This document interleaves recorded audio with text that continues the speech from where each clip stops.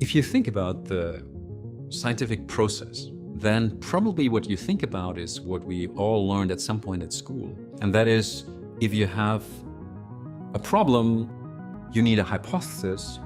But that totally leaves out the question, where does the hypothesis come from? Science is so creative. What's crucial is to have an idea.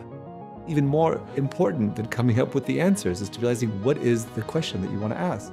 That whole process of where ideas come from, we call that night science. My name is Itai Yanai. I'm a professor at NYU, but I'm also the co-founder of the Night Science Institute. I'm Lercher. I'm a professor of computational biology. When Itai and I first met, we were both relatively early in our scientific career.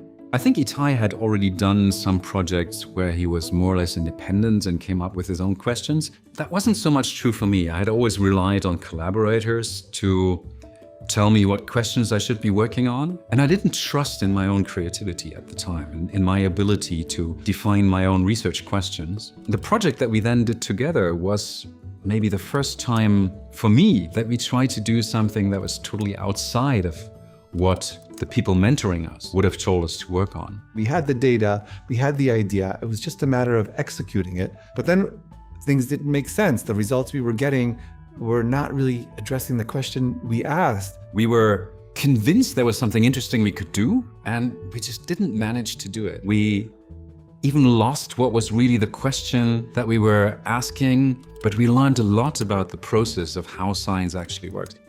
Now we realize, no, that's not something to shake our confidence in ourselves. That's actually a sign that something interesting is about to happen. Night science is recognizing that there is a process, that when we're making a discovery, there's two sides to the coin. There's the ideation and there's the execution. Once you have the idea, you gotta do something about it. You gotta do something with it. That's day science. It's the execution, the testing, the generating data. A lot of our training is set up so that we understand how to create a hypothesis and test it and falsify it and do a lot of the kind of rigorous, what they would call day science work. But I think it can be really scary, especially as an early career researcher, to worry about, okay, well, what if I don't have an idea to test in the first place? We're taught to be safe and to come up with a project that gives us a tangible result. I need to write a grant, and I need that grant to be funded so that I can do the science. But I think night science has really challenged me to not care about failing or not getting the perfect result. I think any result can lead to a follow-up, and a lot of those failed results lead to true discovery. Most graduate students don't ever get to tap into that, or not formally. So they may bump into their own creativity, but no one helps them to really do it in a kind of systematic way. It's not obvious at all what the next idea is going to be. That's often the crucial thing. You can't just do experiments without realizing, well, what is the concept that's being tested? All of us get sick and we go to the hospital for help. Where do all those therapies come from? It ultimately is the benefit that comes from science. It's amazing how many benefits science provides us, and I just want that to be better known, shared, and embraced by society.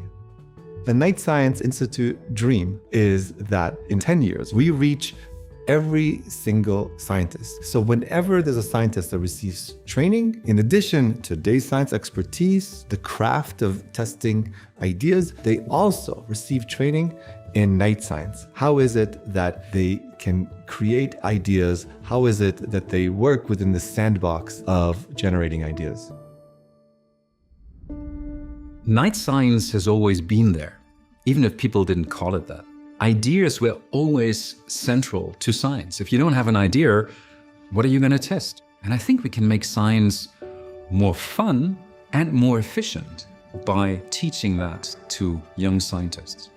When night science is embraced more widely, we're going to make more discoveries. People will be empowered to make bolder hypotheses, bigger ideas. We're going to have more people having fun, enjoying themselves, and ultimately choosing to come into science. Because by recognizing that night science is part of the process, science as an endeavor becomes much more attractive.